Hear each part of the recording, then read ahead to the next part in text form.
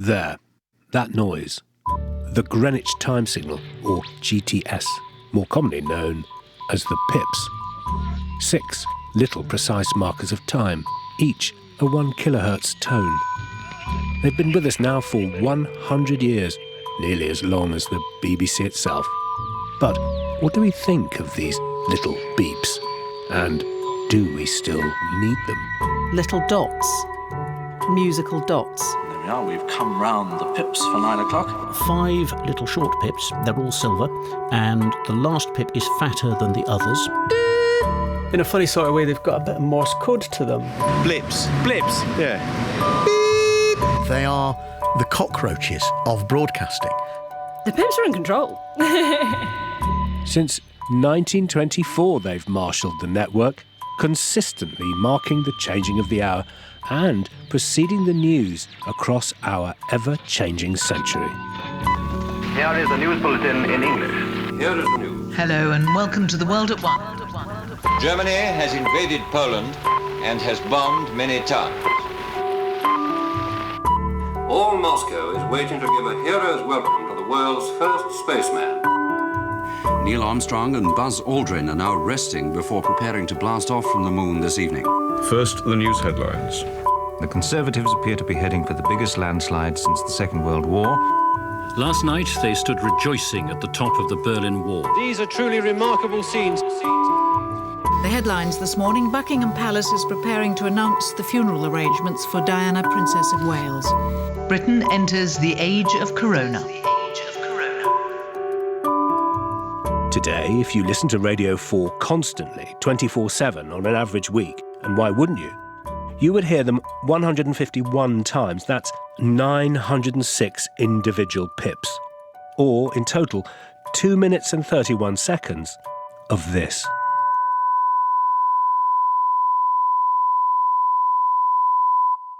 I'm Paddy O'Connell, and like a lot of Radio 4 listeners, the pips shape my day, waking me up in the morning and marking the hours until bedtime. But it's not just on Radio 4. They're also heard on Radio 2 and across the world on the BBC World Service. In fact, they've been providing their reassuring beeps for a century now. So, how did it all begin? The BBC, that was then the British Broadcasting Company, was formed in late 1922, uniting a group of British telecoms firms under one licence. On the 14th of November 1922, the first daily BBC broadcasts began, but the pips followed surprisingly quickly in 1924. Why? What was the need? Here's the time historian, David Rooney. Well, time was really important for the BBC right from its founding in 1922. They knew that there were people listening in to the BBC who wanted to know accurate time. There was kind of like a moral good to being precise, and time was an expression of that. And so from the start, the BBC would offer time signals, but they weren't necessarily very accurate. It might just be how accurate your wristwatch was as the presenter or as the producer. BBC knew they needed to do something more precise than that, and 2 years after the BBC was founded, the pips were born. Stand by. Are you ready? In 1923, the chairman of the Wireless Society of London, Frank Hope Jones, gave a talk on daylight saving. It ended with an exact time signal that he generated, as you can hear from this re-recording in 1932. The last 5 seconds of the hour, and the last one will be the exact hour. Pip, pip, pip, pip, pip, pip. After Hope Jones's accurate time signal, plans for the BBC to transmit the real Greenwich time signal quickened, with the general manager, John Reith, and the astronomer royal, Frank Dyson, keen on the idea. On the 5th of February 1924 at 9:30 p.m, the 6 pips were born, coming direct from the Royal Observatory. It was something new, rather radical, and a lot more reliable than any previous time signals. The 6 pips, they weren't called the 6 pips to start with, they were called the 6 dots, were revolutionary in the way that they took out humans from the broadcast chain. That chain of accuracy from the clocks at the Royal Observatory, which was set right by the very stars above, and the broadcast equipment of the BBC. Previous to that, there'd be a human in the way, listening for some kind of time signal themselves or looking at a clock on the wall and then ringing a bell. You could introduce all kinds of errors in that. What the 6 pips did was to take that out, and there was a direct connection between the clock. It had a set of electrical contacts fitted to it, so that as the pendulum swung for the last 5 seconds of every 15-minute segment, and then on the dot, the 6th second, there would be an electrical impulse sent up a telephone wire to the BBC in Savoy Hill, which would then make an audio tone that could be broadcast. That was revolutionary. It had not been done before, and it meant that you could get the time, wherever you were in the country, to within probably about a fifth of a second. Today, 100 years on from that first broadcast, you can visit the Royal Observatory Greenwich and seek out the original Pip-Pip clock. Their curator of time, Emily Ackermans, was our guide. So we've come to find the device that gave birth to the dots, which became the pips. It is the Dent clock. Yes, so this is Dent 2016, which was originally made it was ordered in 1817, and you can see here it's made by Edward Dent & Co. of the Strand. And it has a little sign here saying GMT, which just to indicate that the time shown by the dial is Greenwich Mean Time. But this was a clock that was repurposed to send the electronic signal, the electric signal. Yes. So did they add contacts into the motion? Yes, so contacts were added in 1923, I believe, for the 1924 service, and the BBC paid £20 for each clock to be adapted to be able to use the service. It looks like an elaborate clock face, a more scientific clock face on a grandfather clock. The pips didn't stay in Greenwich for too long. In 1939, they were evacuated from wartime London to the safety of Surrey. Then, in 1957, they moved again, joining the Royal Observatory at its new home at Hurstmonceau Castle in Sussex. Whilst there, the pips underwent a drastic change when the last beep grew from a into a. That's from 1/10 of a second to a whole half a second. Why? Well, this is a minor change, really. We want to lengthen the last pip so as to label it. You see, if somebody switches on in the middle of the pips, he never knows which is the last pip, or if there's some fault in transmission, then nobody knows which it is. But if one of them is lengthened, the crucial one, the last one, then there's no mistaking. That was Dr. Alan Hunter in 1971. He explained on the Today programme about the extended last pip, a necessary development at the time due to the introduction of an occasional 7th pip, which is still required to keep us happily synchronised with international atomic time. Then in 1990, the pips were on the move again. You're listening to Today on Radio 4 with Peter Hobday and Chris Lowe, and here are those pips.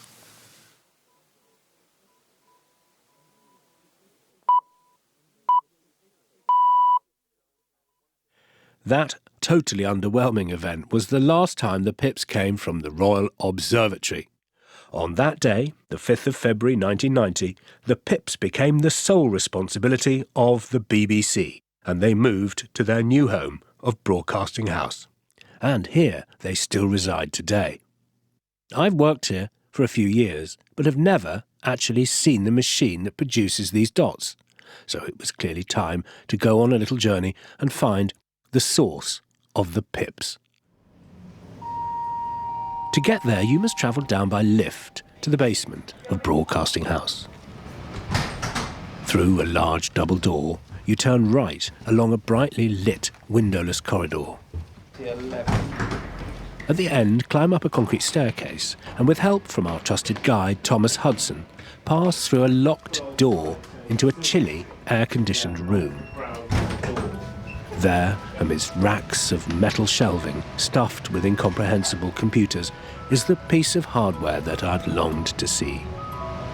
Is it not that, is it, down there? Yes, just where I'm pointing now, there's a very uninteresting grey box with a small screen with a time on it, and that is the Pips box. It looks like a spare part, but for me, it's the heart and soul of what this building is.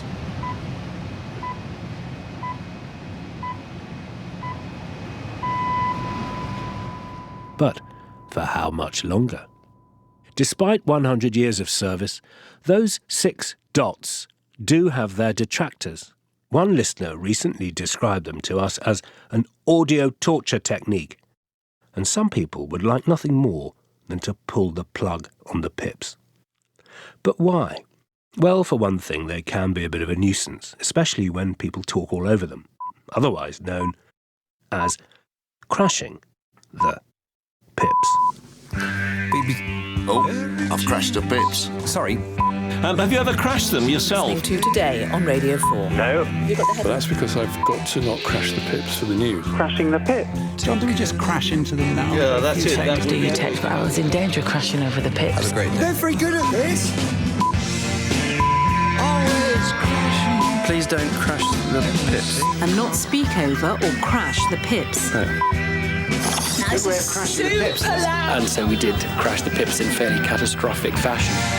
You see, this is the problem, isn't it? What, you've got to talk up to the Pips? Yeah, I've got to talk up to You're doing brilliant. And I think I've done quite well. Yeah. Stop myself just for an extra 9 seconds.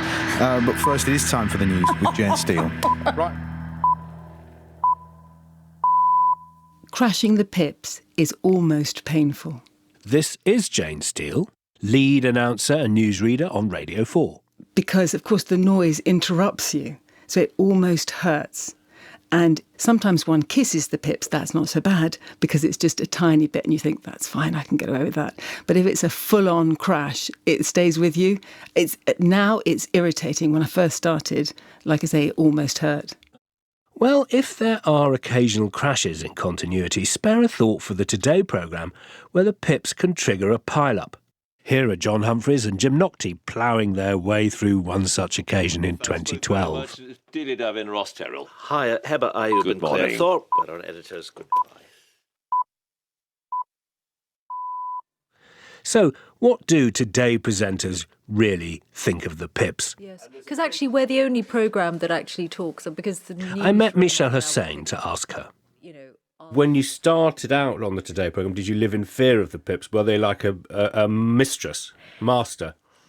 Definitely in fear of them right at the beginning. And I think they have also taught me a lot, because they've taught me to read time in a different way. When I worked in television, if someone said to you, you've got 30 seconds to fill, you'd feel like 30 seconds was such a long period of time. And now when I look at how the last 20 seconds of the programme, before you have to get to 59:54, which is the safe moment to stop before the Pips start, just how quickly they disappear. It's like a speeding car, and often I feel you are in that speeding car with a roadblock in front of you, which is the Pips. So there's a kind of horror and also a challenge in trying to slam the brakes on the car just before Sounds first like Pip. an anxiety dream, the way it's... Dan McAdam with me in Edinburgh, Katie Hasseldine and Joel Moores, the studio directors, Shona O'Donoghue and Lee McPhail.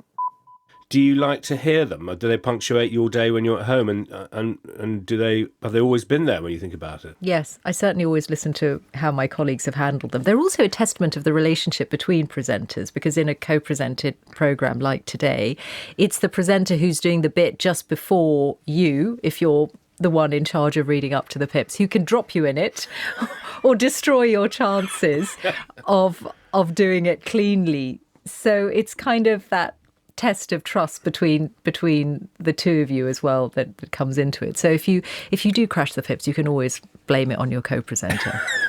And hand it in as soon as possible. Luckily for Michelle, I don't think she's ever co-presented with this man. To let you know about today's weather, it'll start in this... Oh, shit.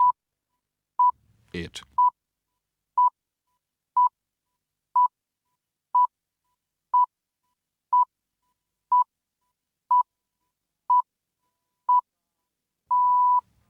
There's the time. Indeed, there is the time with the Pips and Chris Morris on the classic news spoof On the Hour, which isn't alone in finding comedy value in these beeps. Dead Ringers, Just a Minute, The Now Show, even back to the Burkiss Way, all of them in radio comedy have a rich history in finding laughter in the GTS.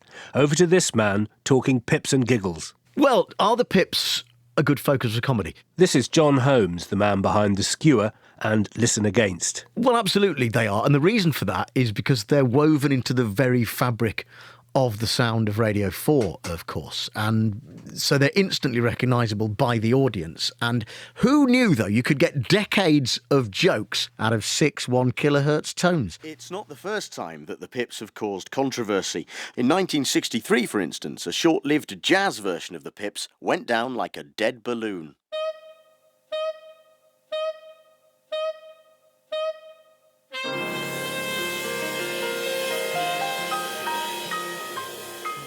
The other thing about the pips, of course, is that they're, depending on where and how you're listening, it's not even right. So if you are relying on them to tell the time, then that's a waste of the time that they're trying to convey, because the time signal gets delayed due to how digital broadcasting works, and thus you are time travelling while listening to the pips.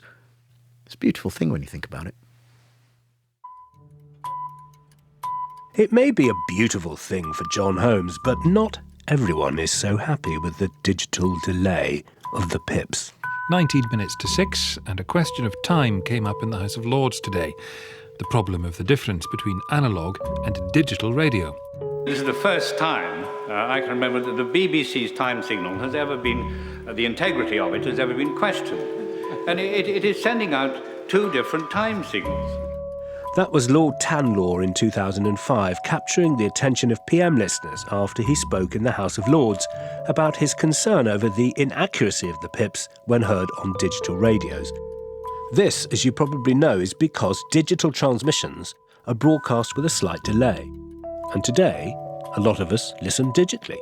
So, if the pips are delayed, how delayed? To find out, I tried a little audio experiment at home. Thanks, Ben.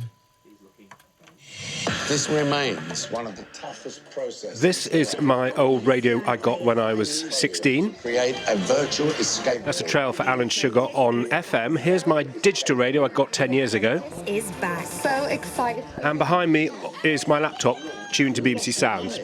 Here's my trusty stopwatch. You've been using Chromebook. We all know there's a gap. I'm going to conduct an experiment to time the gap. BBC iPlayer.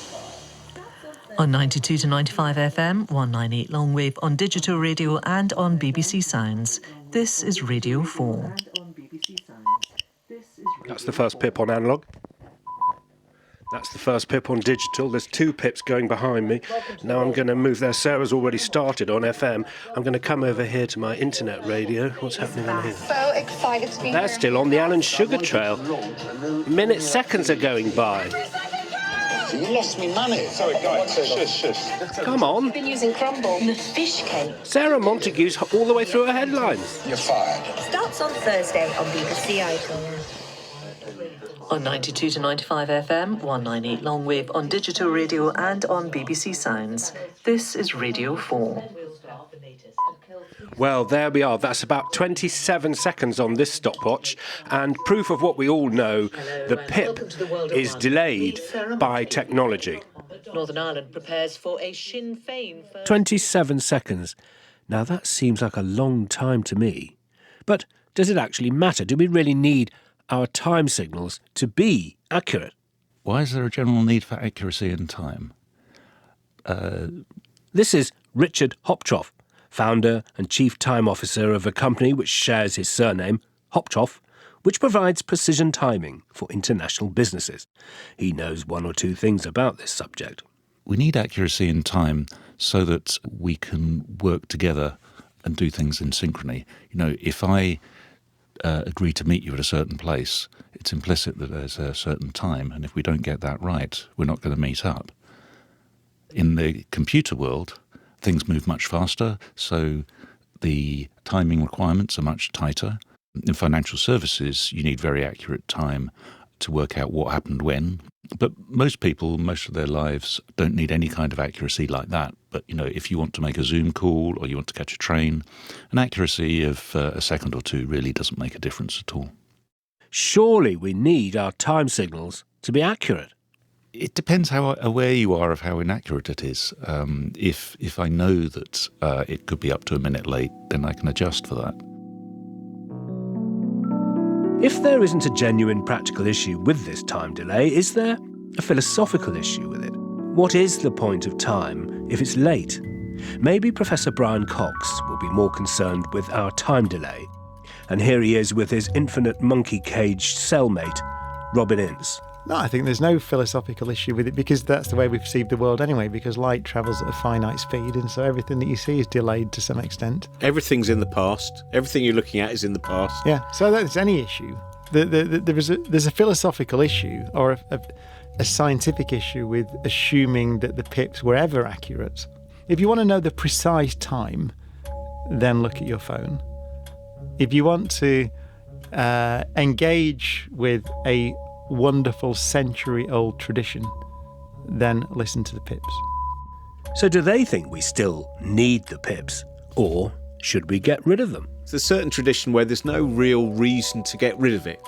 And I think in a world which in one way is rapidly moving and rapidly changing, anything which gives people some sense of this will happen every day, that is worth it in itself. Yeah, well, why? What are you going to replace it with? Good question. Maybe whistling. A Sir Terry Wogan pip. Pip? Or perhaps just use a pen and an angle poised lamp, like this moment on the BBC World Service. Stand by, we hope we'll get some Greenwich time signal pips.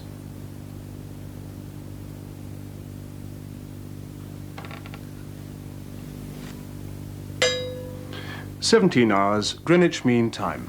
An ingenious response to the occasional problem of pips that go missing, something that I know all about too well. Well, I didn't hear the time signal, so if you heard the pips and I didn't, I hope you enjoy them. It's 9 o'clock. Here's Jane Steele. For some reason, they have been known to fail, and if the pips don't appear, again, that causes a huge jolt because it feels really empty and lonely without them. It might very well be lonely without them, but should we consider learning to grow up and divorce them? We know that this time signal can be a nuisance on air and inaccurate now to our digital audience. So, do we still need the pips? Here's David Rooney. Of course, nowadays we've got so many other technologies that can give us accurate time to whatever accuracy we want. You might argue, therefore, that the pips have run their course and that they're no longer needed. But I think there's something more fundamental that's happened in the last century since they first were sounded, and that is they've become part of the landscape of our lives. They're part of our soundtrack. They're part of the tempo of our existence. And that's the important point about the pips today. They don't just live on BBC Radio anymore. They've ingrained themselves into our lives. And these 6 little dots have broken free. And now the pips pop up everywhere. Maybe you caught them sampled in the music of ELO or the KLF. They were there at the 2012 Olympics opening ceremony, watched around the world. And every day they're on TV, making up the sound of the BBC News theme. Then in 2012, to mark 90 years of the BBC, stations across the corporation came together, simultaneously broadcasting one specially composed piece of audio. And this is how it finished.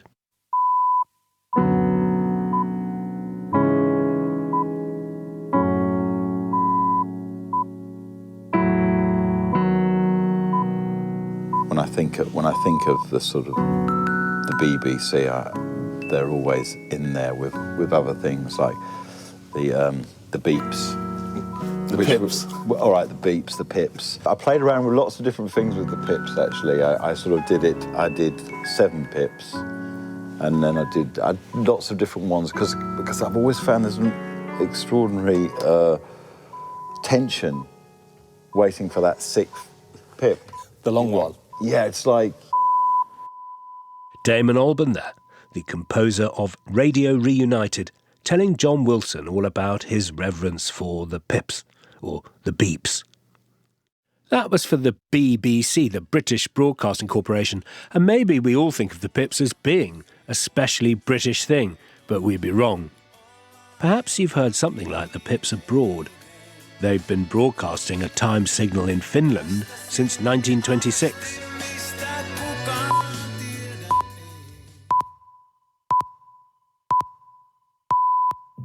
And on France Inter, they seem to care little about crashing right through their dots.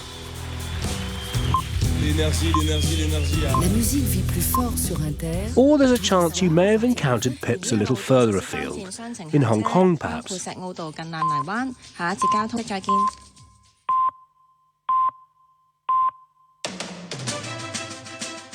And in Canada at 1 o'clock, they have their famous long dash. Or, at least, they did have. Last October, Canada's CBC Radio 1 terminated its time signal after 84 years. And they're not alone. Stories of people who have been listening.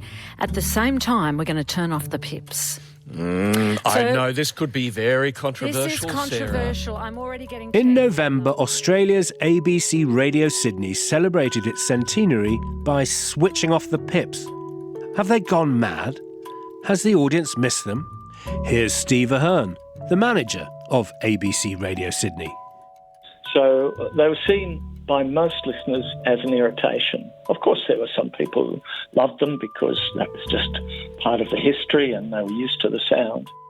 But by the time we explained all these things about the digital age and buffering and no longer any need for it, almost all of our listeners accepted it. Any chance Steve would bring them back? Would I bring the Pips back to ABC Radio Sydney? Definitely not.